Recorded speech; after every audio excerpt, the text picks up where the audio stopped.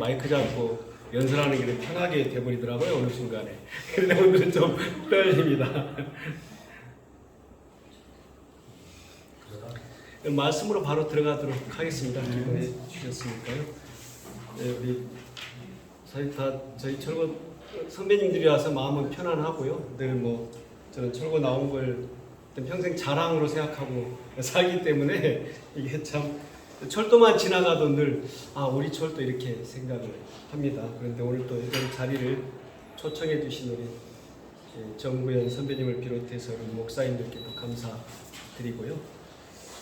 제가 이렇게 선배님보다 짧게 살았기 때문에 사실 드린 말씀은 많지는 않지만 간단하게 그냥 제가 어떻게 이 장로가 되는 인생을 살아왔는지에 대해서만 간단하게 말씀드리도록 하겠습니다. 먼저 말씀 읽도록 하겠습니다. 히브리서 11장 1절에서 2절인데요. 읽도록 하겠습니다. 믿음은 바라는 것들의 실상이요 보이지 않는 것들의 증거니 선진들이 이로써 증거를 얻었느니라. 아멘. 이 말씀은 제가 이제 평생 화두로 이렇게 가지고 사는 말씀이기도 하고요. 제가 항상 성경을 이렇게 이제 짧게 길게 보기 어려울 시간에 짧게 볼 때는 항상 이 구절을 좀 봅니다. 그리고 이어서 이제 쭉 그 믿음의 선진들이 이렇게 나오잖아요. 이렇게 아벨, 노아, 에녹, 아브라함, 어쨌든 성경에는 수많은 사람들의 어떤 삶이 있고 도둑도 있고 훌륭한 분들도 있고 또 같은 저희들의 어떤 그 모범이 되는 그런 길 제시해 주는 그러한 사람들도 있습니다. 특히 이제 저희가 설교할 때는 야곱과 요셉을 많이 설교를 하잖아요. 근데 저는 야곱에 대해서는 가끔가다 이분이 좀 사기성이 있구나 이런 생각을 많이 해왔는데 그래도 성경에 있는 인물이다 보니까 함부로 저희가 평가하는 것 자체가 어렵고 사실 그랬어요. 근데 저는 이렇게 신앙생활을 하면서도 감정적이지가 않아가지고 뭔가 좀 이성적이고 합리적인 그런 신앙관을 좀 가지고 있어요. 그래서 가끔 감성적인 분들과의 이제 얘기를 하다 보면 좀 차이가 있더라고요. 그러니까 의지적인 신앙관 또는 이성적인 신앙관 이게 이제 구분을 해보다 보면 베드로의 이제 신앙관이 이성적이라고 하면 바울이나 이제 이런 분들의 이성관은 의지적인 이제 그런 신앙관으로 분류를 이제 할 수가 있는데 저는 이제 그런 이성적인 신앙관에 가깝기 때문에 주로 이제 목사님들의 설교 말씀보다는 특히 이제 성경 말씀을 읽고 이렇게 쭉 신앙생활을 해왔습니다. 그런데 최근에 제가 변화된 게 뭐냐면 저희 교회 목사님이 이제 은퇴를 하시면서 새로운 목사님이 오셨어요. 그러니까 4,000명, 5,000명 그 교회에 오셨던 구리의 미랄교회라고 하는 그 은퇴가 아직 1년 남은 목사님이에요. 그런데 그 목사님의 설교를 들으면서 이게 목사님의 설교 말씀이 좀 이렇게 다르구나 이런 생각을 했어요. 그래서 그러니까 저희 교회에 계시다가 은퇴하신 목사님께는 조금 죄송한 이제 제가 생각도 들긴 해요. 근데 그분이 굉장히 선하시고 그래요. 정말 훌륭한 점이 많았는데 이제 설교에 있어서는 제가 이제 그렇게 훌륭하다라고 이제 좀 평가를 못했던 것 같아요. 그래서 저는 성경을 직접 읽고 은혜를 받고 또 이스라엘 역사를 제대로 알아야 되겠다. 제가 가보지를 못했으니까 그래서 이스라엘 역사와 지리라는 그 이병렬저가 있어요. 그 책을 사다가 지도를 한 이병렬 직접 그리고 그걸 공부를 하고 성경과 접목을 하고 하면서 이제 성경 지식을 많이 얻게 됐는데 또 그러고 나니까 또 성경을 그다지 잘 또 못 보게 되더라고요. 그래서 이제 그런 과정이 있었습니다. 근데 어쨌든 저는 그 교회를 또 예수님을 이렇게 알게 된 것은 어렸을 때부터 있어요. 아까 저희 이제 선배님하고 이렇게 말씀을 했었는데 저희는 정말 산골 마을이에요. 우리 할아버지가 왜 그런 동네까지 들어가셨는가? 아니 저는 지금 가끔 생각해요. 이게 제가 정치를 하면서 아니 우리 아버지나 할아버지가 이 경기도 아니면 꼴짝이 어디라도 좀 서울에 일부 좀 변두리라도 와서 그 많은 땅을 가지고 있었으면 제가 지금도 나았을 건데 왜 이 그 꼴짝이까지 들어가 가지고 정말 그 빨치산, 밤에는 빨치산, 낮에는 그 경찰들이 이 지키는, 정말 그래서 저희 동네가 이렇게 어려운 지역이었어요. 그러다 보니까 어떻게 보면 당시에 이제 빨치산은 동네 사람들한테도 우호적이었고, 그 다음에 경찰은 좀 더 비우호적이었던 것 같아요. 경찰에서 죽은 사람들이 이제 더 많았던 거죠. 뭐 어디 동네 집도 불질러 버리고 막 이러다 보니까 아무래도 지배계층이 이제 당시는 경찰이었으니까 그랬을 것 같아요. 그런 상황을 이제 이해를 하는데, 그렇게 이제 어려운 동네에서 할아버지가, 제가 이제 물어봤죠, 아버지한테. 왜 할아버지는 이런 동네까지 들어오셔가지고 우리가 정착을 하게 됐냐 물어봤더니, 제 할아버지 일본을 가신 거예요. 살기 위해서. 당시 진용이나 이런 게 아니었던 것 같아요. 근데 일본을 건너가셨는데 이 선반 기술이 굉장히 고급 기술이었대요, 당시. 그래가지고 일본 사람들도 못 가진 기술이었는데 할아버지가 그런 기술을 가지고 있었기 때문에, 당시 일본은 뭐 전쟁 준비하는 이런 게 이제 많았겠죠. 그런데 할아버지가 일본 사람들이 그냥 전쟁 치는데 좀 기여를 한 건 아닌가 제가 의심도 해보지만 얘기를 들어보기에 그런 건 아니었다고 얘기를 하시더라고요. 그래서 이제 일본이 이제 패망하고 이제 오시면서 할아버지가 늦게도 할머니가 이제 그동안 일본에서 벌었던 이런 돈을 가지고 메고 이제 배를 타고 오신 거죠. 근데 그걸 다 훔쳐간 거예요, 누가. 그러다 보니까 삶의 기반이 다 망가져버린 거죠. 그래서 자녀들은 이제 전부 다 저희 아버지부터는 다 고향이 일본이에요. 대판 오사카인데 삶의 기반을 다 이제 잃어버리니까 할아버지 마지막 들어오시면서 남은 돈 가지고 들어오셔서 자식들은 많고, 그래서 우리 보성군 유로면에서도 서남리 모함이라고 하는 아주 정말 척박한 그 땅으로 이제 논을, 그래도 그 동네에서 가장 많은 논을 그래도 이제 제가 가지고 있었던 거죠. 그래서 사서 이제 정착하게 돼가지고 이제 사셨는데, 저는 뭐 할아버지 기억은 잘 안 나. 제가 태어나고 며칠 만에 돌아가셨대요. 그러니까 동네에서는 유명하셨대요. 뭐 그냥 좀 호랑이, 젊은 사람들 몽둥이로 뭐 하여튼 버릇을 고치고 그러셨다는데, 하여튼 저희 아버지, 할아버지 기억이 안 나고 아버지, 그다음에 이제 저는 어머니가 정신적인 지주였어요. 그래서 제가 이제 아버지는 좀 너무 엄격하셨고, 이제 그런 환경에 자라다 보니까 제가 초등학교를 가야 되는데 8살이 안 됐다고 보내지를 않는 거예요. 그래서 근데 저는 그 어렸을 때 왜 그랬는지를 모르겠어요. 가면 출석을 안 불러요. 그런데 학교를 계속 맨 뒤에 따라다니는 게, 아이가 이렇게 쭉 가면 저는 뒤에 서서 이제 쫄랑쫄랑 따라다니는 거죠. 그러니까 출석도 없고 아버지가 얘는 학교를 안 보낸다라고 하니까 아예 안 불렀던 거죠. 그런데 2학년 때 담임선생님이 바뀌었는데 너 왜 출석부가 없냐. 그래가지고 출석부를 만들어 주신 거예요. 아버지도 이제 포기하고 6개월 내내 여기 다니나 말 줄 알았는데 6개월 내내 이렇게 따라다니니까 힘도 약하잖아요. 키도 작고 다 이제 8살이니까. 그러니까 아이들에 대해서는 이제 그랬는데 왜 저도 모르겠어요. 그 기억은 잘 안 나요. 왜 그렇게 다녔는지를 모르겠는데, 그러다 보니까 이제 1학년 2학기 때 출석부를 갖게 되고, 이제 비로소 이제 제가 학생이 이제 정확한 이제 초등학교 1학년이 된 거죠. 그러다가 이제 중학교를 가야 되는데, 이제 그때 당시에 저희 시골은 그 시골로 한 50가구 된 데서 제가 가장 부자 소리를 들은 거예요. 그럼에도 불구하고 중학교를 2명 보내기가 힘든 거예요. 그러다 형이 3학년 다니니까 너는 7살에 학교를 갔으니 8살에 다른 아이를 맞춰서 다시 중학교를 가라. 그래. 1년이 쉬라는 거예요. 제가 얼마나 울고 아버지한테 매달렸는지 지금도 뭐 그 기억이 생생한데, 어쨌든 1년 내내 이제 농사를 지은 거죠. 저희는 뭐 초등학교 1학년만 되면 공부하는 게 아니라 이 지게 하나 갖는 게 소원이었어요. 일을 해야 되니까.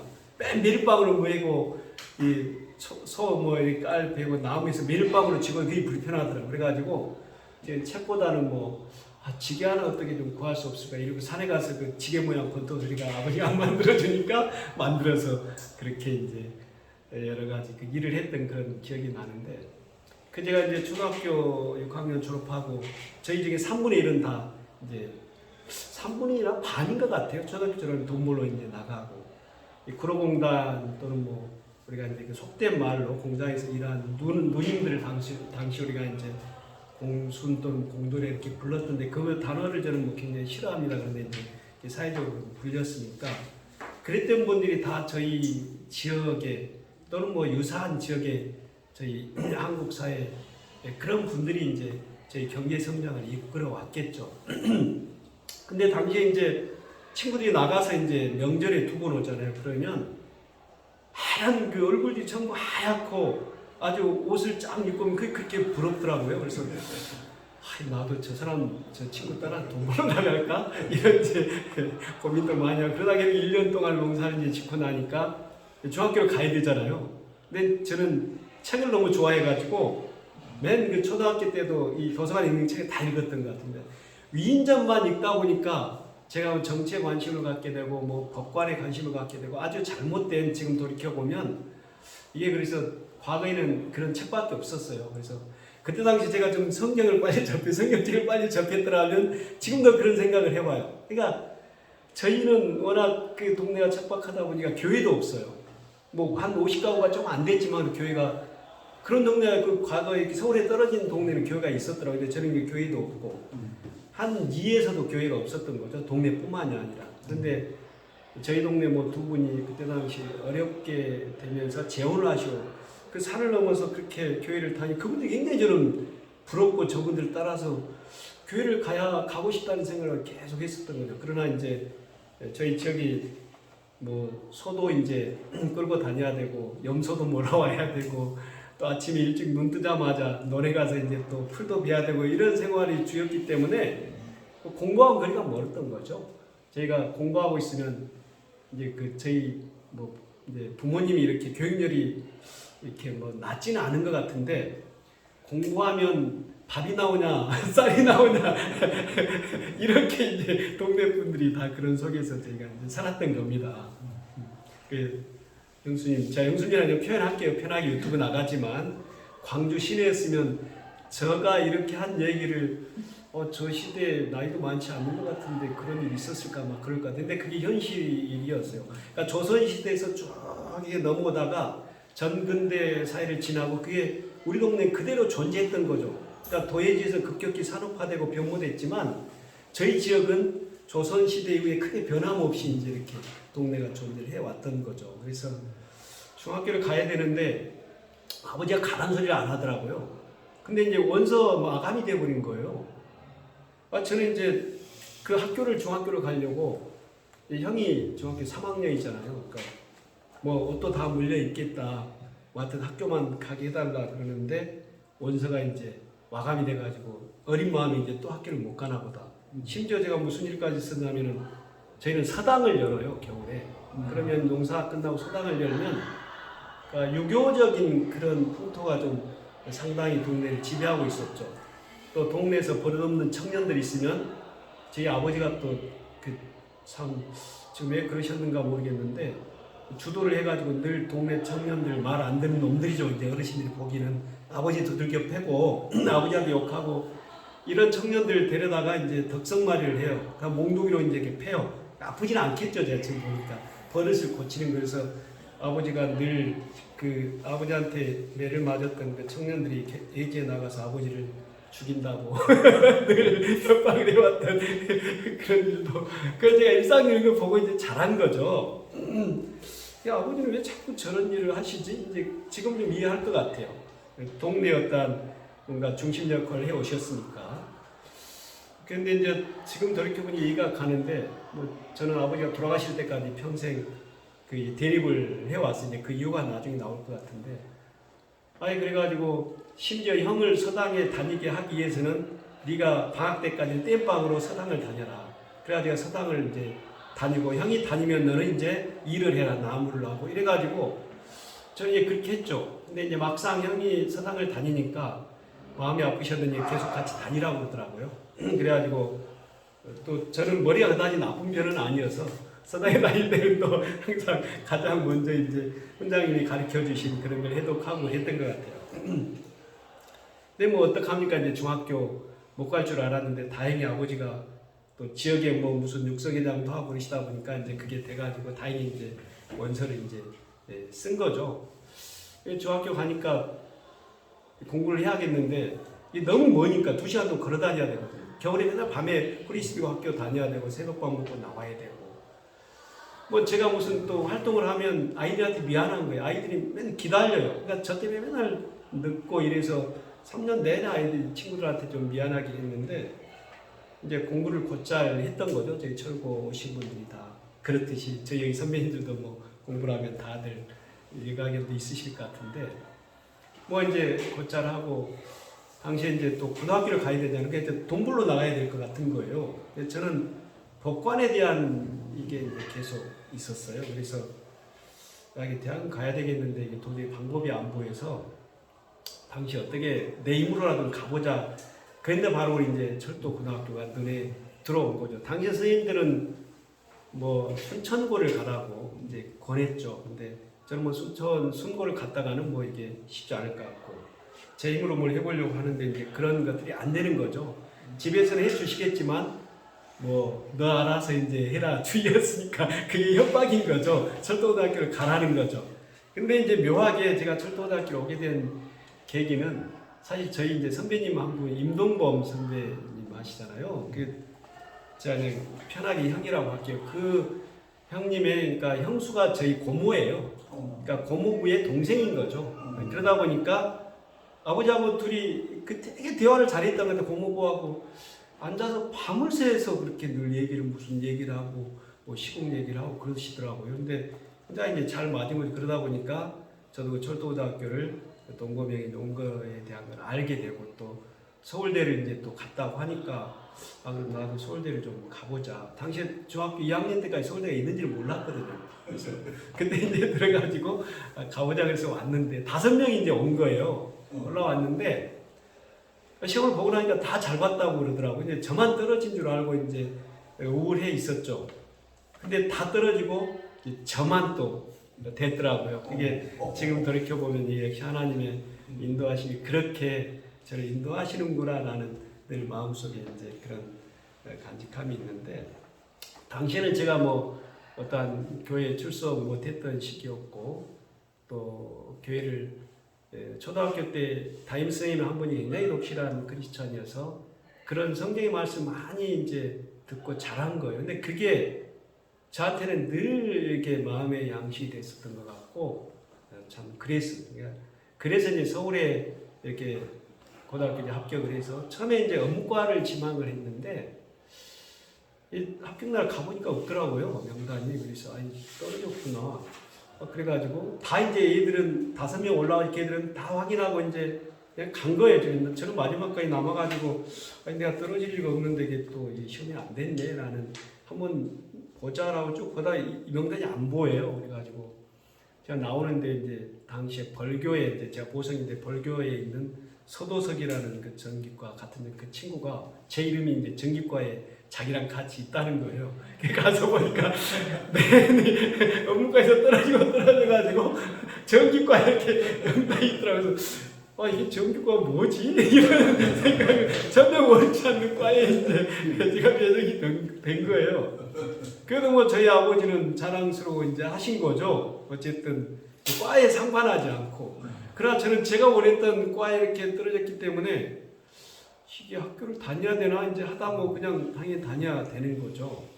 그래서 이제 사실 제가 그때 처음으로 이제 현수막을 저는 살면서 현수막을 많이 제가 그러니까 붙여준 거죠. 저를 위해서. 그런데 그때 처음 이제 현수막 아닌 현수막을 이제 붙인 거죠. 저희 중학교에서 이제 이분이 철도학교를 갔다 최초로 간 거예요. 최초로 제가. 그래가지고 저 후배들이 저 얼굴은 모르는데 이름은 다 알게 된 거죠. 그래서 제가 이제 고등학교를 다니면서 내려가면 광주에서 항상 차를 갈아타고 이제 가야 되거든요. 그러면 유로를 가야 되기 때문에 거기에 뭐 이 후배들 뭐 또 친구들 다 그 차를 버스를 타요. 그러면 저는 그 형이냐고 그 철도고등학교를 갔던 형이냐고 다 그렇게 이제 인사가 되고 알아보고 이제 그랬었죠. 근데 제가 이제 저희가 이제 사실 이제 교회에 속해 있지만 제 신앙인이긴 하지만 그것과는 별도 이런 말씀을 드리는 게 인생 얘기를 쭉 하면서 이제 좀 같이 얘기를 하려고 합니다. 제가 철고를 다니면서 회의감이 온 거예요. 이제 학교를 내가 그만둬야겠다. 사실 제가 이 법관이 되고 싶은데 이거는 전혀 관련이 없는 거예요. 이게 저는 얼마나 제가 생각해도 웃겨요. 전기과 실습을 하면 다른 애들은 다 불이 들어오는데 제 것만 불이 안 들어와요. 이게 뭐지? 그리고 또 2학기 때 전기계 모타를 감는 실습 점수가 엄청 높거든요. 그러니까 인문계의 국어, 영어, 수학 배점이 저희는 전기 실습인 거예요. 그러니까 선배님들 다 아실 거예요. 이게 잘해야 이제 점수가 올라가잖아요. 근데 또 무슨 공작해서 만들면 저는 꼭 작동을 안 해요. 친구들 건 다 작동. 하다못해 무슨 제도를 하면 선생님 불러가지고 너는 왜 이렇게 그려놨냐 이러는 거예요. 그래 D를 맞았어요. 그래서 선생님한테 항의했죠. 아무리 그래도 그러시지. 다들 A, B를 주시고 그렇다고 D까지 주시면 어떡합니까? 항의를 선생님 그래 그러더니 시로 올려주신다고. 그래서 이제 그 정도까지 이렇게 되다 보니까 내가 이 학교를 그만둬야 되나 보다. 이제 이런 회의감이 이제 오기 시작한 거죠. 인생의 어떤 고비가 이제 온 거죠.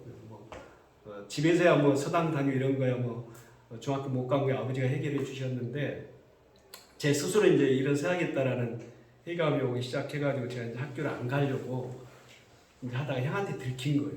그러니까 형하고 같이 자취를 했는데 제가 지금도 기억이 난 게 창신동 그 좁은 골목에서 형한테 아주 엄청 두들겨 맞은 기억이 나요. 학교를 왜 안 가냐고. 그래가지고 또 짐 싸가지고 학교를 또 다닌 거죠. 형한테 그렇게 맞고 어디 갈 데도 없고 이 서울 정말 아는데 어디를 가겠어요. 그게 이제 고1 후반기 때였던 것 같아요. 그래서 그때 당시 친했던 친구들이 학교 그만두자고 모의한 친구들끼리 친했어요. 그러니까 저 같은 고민한 친구들 말고, 그러니까 열심히 정하는 친구들 말고 저처럼 방황하는 친구들이 몇 명 있어요. 그래가지고 그 친구들하고 그게 또 맞더라고요. 그러다 보니까 맨날 같이 결국 다 관뒀어요, 그 친구들은. 근데 저는 형한테 정말 뒤지게 얻어맞는 덕에 이제 학교를 계속 이제 정말 울며 이제 겨자 먹기로 다닌 거죠. 근데 심지어 어떤 일이 있었냐면 제가 점수는 한 4, 5등 정도 이렇게 평균 점수로 이 시험을 보면 쭉 올라가 있더라고요. 그런데 이 환산 점수라는 걸 다 아실 겁니다. 환산 점수가 뭐냐면 이제 배점에 따라서 다시 이 환산하는 그 점수 기준이 있는데 그거는 일주일 동안에 그러니까 과목 수 100과에 근데 실습이 이제 12시간이기 때문에 영어나 수학 이런 거는 2시간밖에 안 돼요. 그러니까 그러니까 이 시간이 많은 과목을 잘해야만 이게 이제 그 점수가 유지가 되는 거예요. 그러니까 평균 점수로 따니까 4, 5등 하다가 환산 점수로 따니까 15등 이하로 좀 밀리더라고요. 이게 또 그게 자존심이 허락이 안 되는 거. 이게 뭔데 이게 실점수를 잘못했다고 이게 이렇게 등수가 밀리나 봤더니 이제 그런 환산 점수 기준 때문에 그런 거더라고요. 저는 이게 학교를 다녔다가는 이게 평생 이 제대로 이게 내가 살아갈지 모르겠다는 그런 생각이 어리만이 들었던 거예요. 근데 결국 이제 졸업을 한 거죠. 졸업을 하고 제가 이제 망원 제어사무소 양평 사무 이제 보안문서로 이제 발령을 받은 거예요. 근데 거기서 이제 지평이라는 게 이제 발령을 하수를 하고 근데 일은 제가 열심히 했던 것 같아요. 그러니까 다른 그때 이에 바로 직속 상관인 분들이 자꾸 그 힘든 데만 보내더라고요. 저는 왜 내가 이렇게 좀 해놓고 좀 실만하면 또 힘든 데로 보내고 일이 안 된 데로 보내고 또 이렇게 좀 일을 하고 다 보수를 해놓고 쉬려고 하면 또 안 된 데로 보내더라고요. 그러니까 분소에 그러니까 이 분사무소에 있는 사람들이 원망스럽더라고요. 원망스러웠어요. 그래서 제가 가면 또 그 일을 해야 돼요. 그래서 그때 제가 이제 또 보안장에 항의를 했죠. 아니 왜 여기를 많이 하는 대로만 내가 해놓으면 맨날 보내냐. 그랬더니 그분이 그런 얘기를 하시더라고요. 네가 가야 일이 된다고. 그래 어떡합니까 이제 또 그렇게 사는 거죠. 그래서 그러다 군대 갔다가 이제 전역을 하고 쭉 왔는데 이제 정말 이제 제 2의 희감이 오기 시작한 거죠. 제가 법관이 되고 싶은데 그렇다고 당시 야간대 가는 풍토들이 좀 있었는데 저는 또 묘하게 야간대를 가면 공부를 못할 것 같고 또 야간대 다니는 선배님들이 굉장히 좀 곤란하게 많이 다니셨어요. 저희 그 사무소에서도 4시만 되면 학교를 가야 되는데 그 분소장도 좀 싫어해요. 그리고 무슨 배점에서도 낮게 주고 그걸 제가 보면서 굉장히 좀 그걸 이제 뭐랄까요 그 상관들에 대한 감정도 좋지는 않았지만 오로지 저희들 동문뿐이었잖아요. 그 저희 선배님 말 듣지 그 뭐 누구 소장님 뭐 부서님 말 잘 안 듣잖아요. 그러니까 선배님이 하라는 대로 하고 이제 그런 시절이었습니다. 근데 그때 당시에 그 선배님들 학교를 다니는 모습을 이제 보면서 아 나는 주간 가야겠다, 야간 못 갈 것 같다 그런 생각을 했어요. 그 선배님들이 가면 저희가 땜빵도 해드리고 많이 도와드리고 뭐 그때는 뭐 밤을 새서 같이 일을 해도 힘든 일도 모르고 같이 형님이라는 거, 그 다음에 철거 동문이라는 이 자체가 저희들한테는 자랑스럽고 프라이드였으니까. 근데 지금도 그게 깨지질 않고 왜 그런지를 모르겠어요. 그래서 가끔은 좀 돌아보긴 하면서 왜 그게 우리 뭔가 DNA에 속해 있는 것들이 철도라는 말만 나와도 가슴이 뛸까? 지금도 이제 그건 그렇거든요.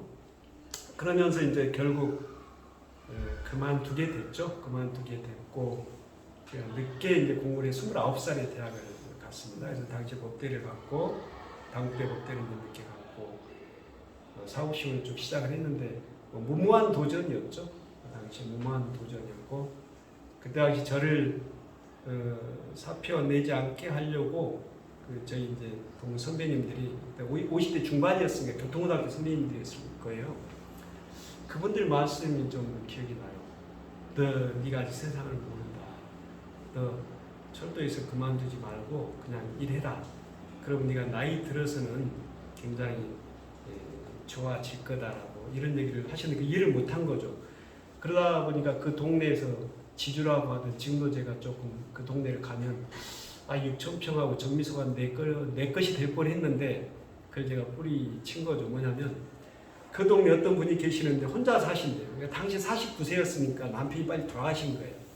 정미소도 있고 마신역 그 뒤 6,000평 문 열어놓고 다 그분 거리는 거예요. 딸이 근데 5명이래요. 그래가지고 이 맏딸인데 너 여기하고 결혼만 하면 네가 부장이 된다. 그러니 공부할 생각하지 마라. 선배님들이 그선 날짜를 잡은 거예요. 이제 안 나갔어요. 그랬더니 퇴근할 때 제가 어떤 예쁜 아가씨가 앞에 앉아 있더라고요. 퇴근할 때 그 자리에 가서 앉으라는 거예요. 그래서 어떤 분이 앉았더니 보니까 되게 마음에 든 아가씨가 한 명 있더라고요. 근데 다음날 아침에 출근을 했더니 누구 아가씨 봤냐고 그러더라고요. 그 누구 앉아 있다고 되게 예쁘더라고 그러니까 뭐 바로 그 아가씨야. 그 결혼시키려고 하나 그 아가씨니까 너 공부할 생각하지 말고 그 아가씨하고 결혼을 하라는 거예요. 그래서 지금도 그 선배님 얼굴까지 기억이 나는데 근데 그게 안 들어오더라고요.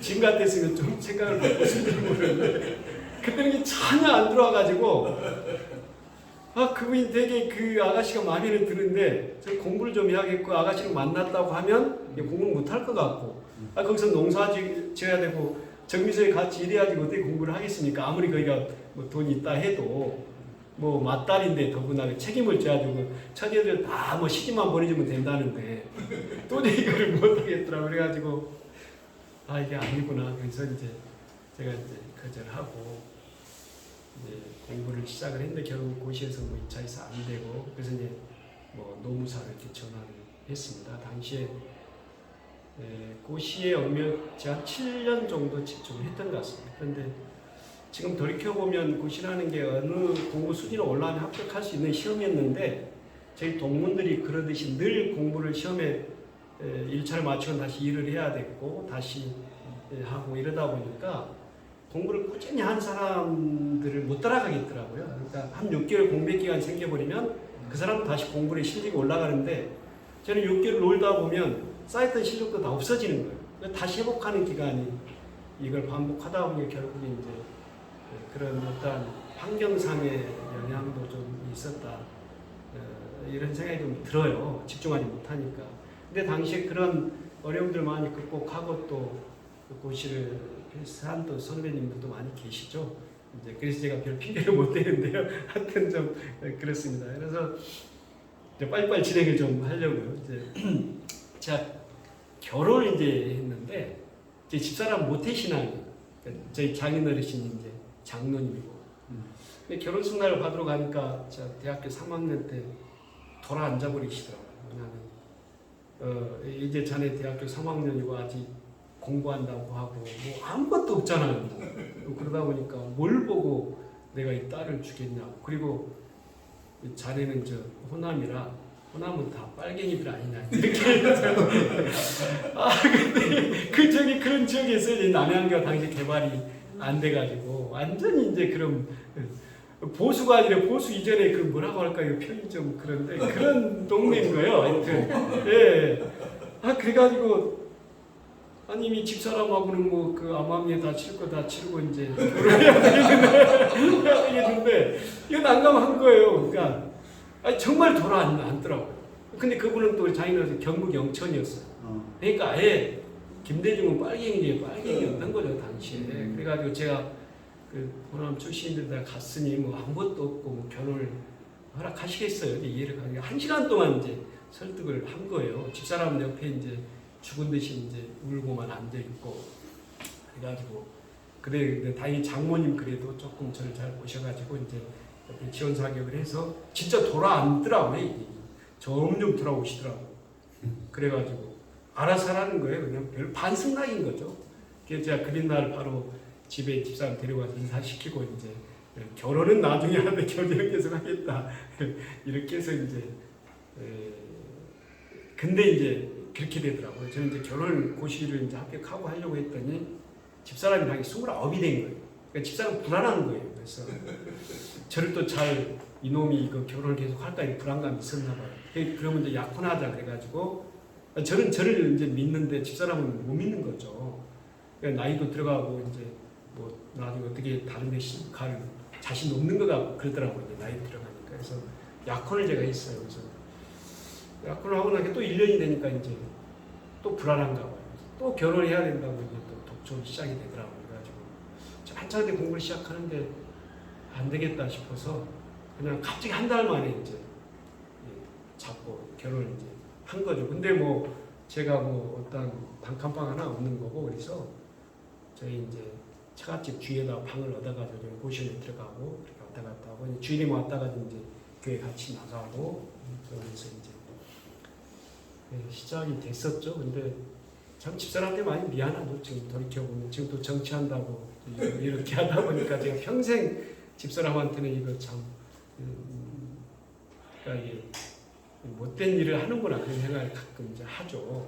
근데 이게 남편들이 다 그렇듯이 그렇다고 아내들 막 떠받들고 또 그래지지가 않더라고요. 마음대로 살지. 뭐 형님 다 이해하실 것 같습니다. 저도 그랬으니까요. 그래서 그러니까 아내들의 성경도 보면 아내를 잘 섬기라고 하는 그런 말들 늘 찔림이 오지만 요즘도 제 마음대로 그냥 하는 것 같습니다. 그러나 봐주는 거죠, 사실. 뭐 봐주는 건데 제가 교회를 이렇게 나가게 됐던 거는 제가 그렇게 어린 시절에 교회를 나가고 싶고 하나님이라는 존재에 대해서 뭘까라는 궁금증이 있었는데도 환경상 못 나가다가 고등학교 때도 사실 그 접하지 못했던 거예요. 누가 교회 나가자 하는 사람도 없었고 그런데 철도 막 발령받고 지평에서 그때 또 하숙집 아가씨가 한 명 있었어요. 그러니까 그 아가씨가 저를 전도를 해가지고 교회를 나가기 시작했던 거죠. 그게 막 군대 가기 전부터 이제 시작이 그때부터 제가 이제 신앙생활을 시작을 했던 거죠. 그래서 이제 군대 갔다 오고 집사람과 결혼하면서 제가 이제 지금 현재 교회에 이제 꾸준히 출석을 하면서 거기에서 이제 행정적인 절차를 보고 또 결국 이제 장로까지 됐던 거죠. 근데 그 동네가 얼마나 좀 우스운 동네였냐, 우습다기보다 좀 환경이 그랬냐면, 그러니까 제 장인어르신이 이 호남 사람에 대해서 다빨갱이라고 하기, 제가 교회에서도 그런 게 있더라고요. 그러니까 저 직책만 맡게 되면 항상 그런 시험이 들어오더라고요. 그래서 이 교회를 다니는 게 맞나 하는 그런 회의감도 있어 왔지만 집사람의 그 신앙을 지켜주고 싶었어요. 그러니까 남편이 그 고시 공부하면서 말 한마디 하지 않고 근데 돌이켜보면 집사람이 나를 좀 다그치고 너 공부 그만해라. 내 돈 못 대주겠다. 물론 뭐 집사람이 돈을 다 평생 대준 건 아니지만 제가 또 발을 알아서 한 거였는데 좀 같이 못 살겠다. 이혼이라도 하자 좀 이랬었으면 제가 좀 절박한 심정이 있었을 것 같은데 그랬으면 합격하지 않았을까 그런 생각도 해봐요. 그런데 너무 편하게 그냥 그러는 거예요. 이놈이 공부를 하든 말든 뭐 떨어져도 말 한마디 안 하고 이러니까 그냥 그런 줄 아는 거죠. 근데 제가 늦게 깨달은 게 있었어요. 그래서 집사람이 나를 좀 그렇게 했었으면. 그런데 이 사람이 모태신앙에다가 평생 기도하는 사람이라 저를 괴롭게 하지를 않더라고요. 그래서 제가 지금도 늘 감사하게 생각을 하는데 눈물 나는 일이죠. 생각해보면 제가 얼마나 고생을 시켰겠어요. 그래서 결국 제가 1차 합격하면서 이제 집사람 격려활동을 시작을 이제 한 거죠. 구몬학습이라는 이거를 이제 시작을 하면서 뒷바람을 하고 있었는데 지금까지 그때 그래서 그게 습관화되다 보니까 놓기가 그러잖아요. 지금 나이가 있으니까 좀 편한 거죠. 집에서 쉬는 것보다. 지금도 이제 하고 내년에 그만둔다고 해서 잘 됐다고 그만두라고 하긴 해요.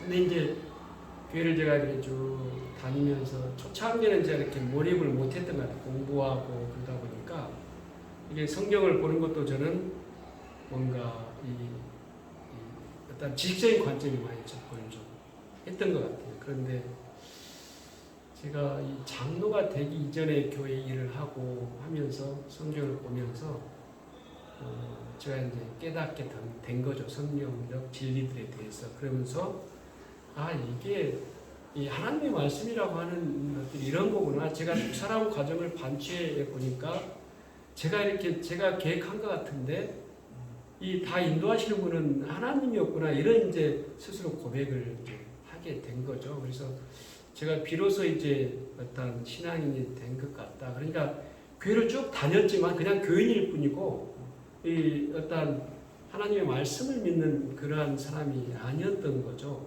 그래서 그런 곳에 떨어지고 수많은 어려움을 겪고 정말 제가 외국인들과 이 노동 현장에서 6개월 동안 염색 일을 하고 이런 그런 경험을 하면서도 깨닫지를 못했던 것이 어느 순간인가 깨닫게 되더라고요. 그러니까 결국 그런 것 같아요. 저희가 저도 이게 돌이켜 보면 제가 아무리 어떤 믿음이라고 제 얘기를 하고 해도 그냥 제 마음으로 느껴지지 않는 그런 거였는데 지금은 이 성경을 저는 읽는 게 굉장히 편해요. 그러니까 집사람은 모태신앙이면서도 아직도 성경이 이해가 안 된다고 하는 부분들이 이제 많은 거예요. 그러면 제가 이 부분은 이런 거라는 같이 읽으면서 해설하고 이제 그렇게 하죠. 근데 제가 특히 이제 전도서에 대한 우리 성경에서 구약에서 이제 전도서와 이제 아가서를 많이 좀 읽거든요.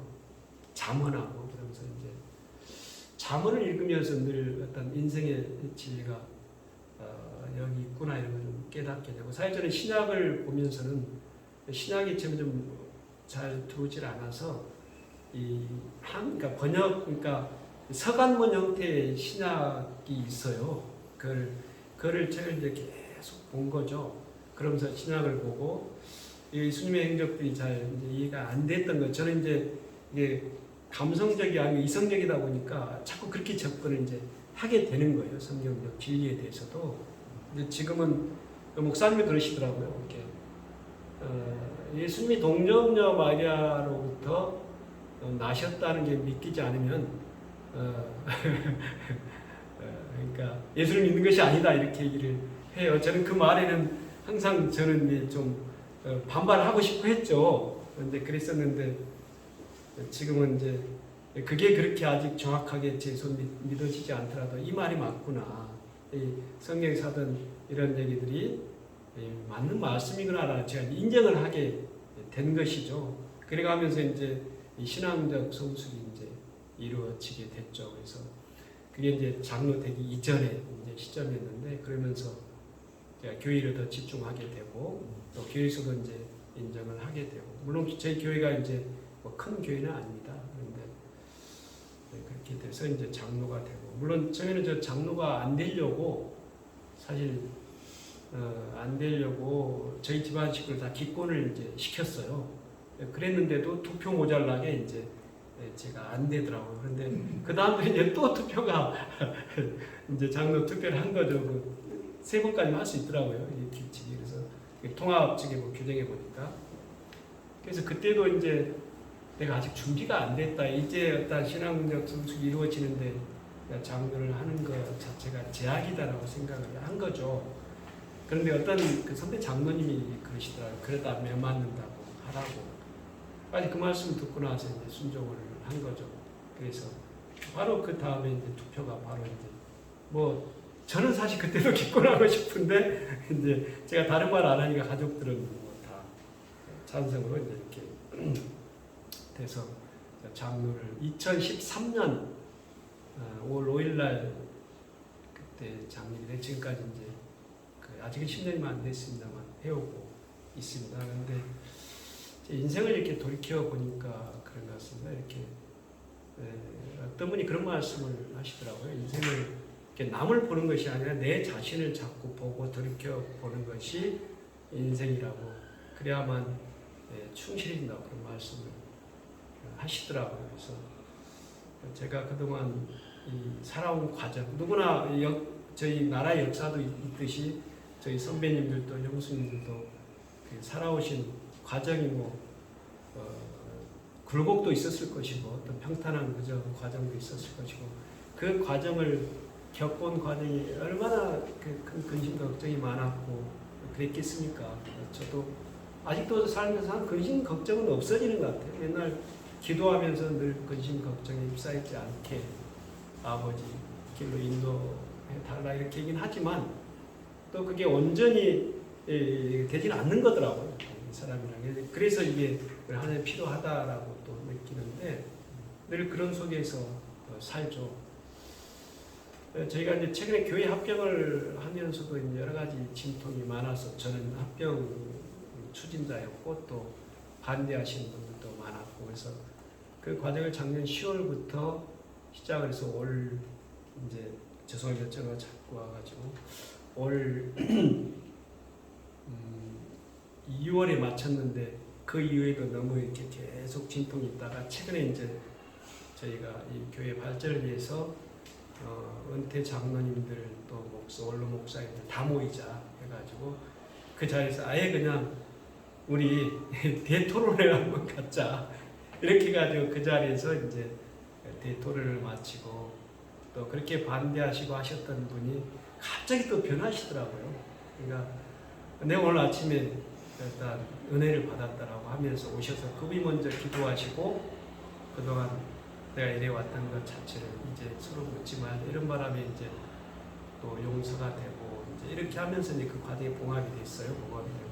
그러니까 그 과정이 이제 어떤 분이 집요하게 그랬던 거죠. 명예훼손을 하고 이제 여러 이 카톡에 많은 글들을 올리고 그 제가 자출력해 보니까 150페이지가 넘는 이제 그래서 저희가 마지막에는 고소하고 다 제명하고 이런 과정을 거치려고 했는데 역시 하나님께서 또 이렇게 인도해 주시는구나 또 깨닫게 됐던 거죠. 그 과정을 통해서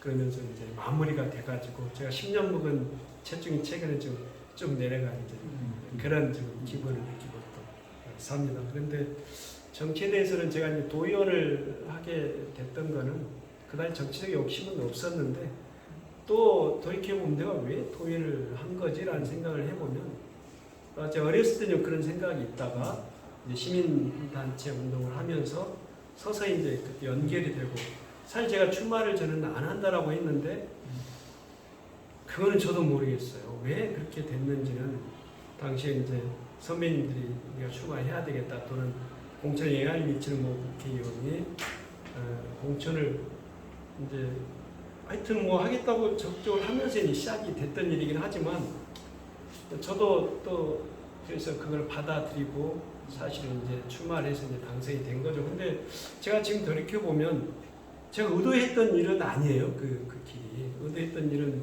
아니었는데 그러다 또 제가 도의원을 그만두고 작년에 남양시장에 이제 출마하면서 많은 사람들이 다 이제 그랬죠. 1차 컷오프고 뭐 안 된다라고 했는데 1차 컷오프를 통과하고 또 그 지역에 12년 동안 정치했던 시의장과 경선에 또 이기고 최종 경선에 올라갔던 거죠. 그런데 아마 우리 선배님도 아실 건데 그 최민이라는 그 굉장히 방송에 많이 나오는 그 사람하고 이제 체육 경기를 하게 된 제가 이제 결국 진 거죠. 그래서 제가 이제 또 이렇게 끝나고 많은 이 비용과 이런 거를 투입하고 나서 또 느낀 게 역시 하나님께서 날 여기까지만 또 인도하시는 거. 그걸 또 제가 이제 어떤 체험적인, 그러니까 계속 저는 이성적인 그런 신앙을 갖다가 좀 다른 분들하고 반대했던 것 같아요.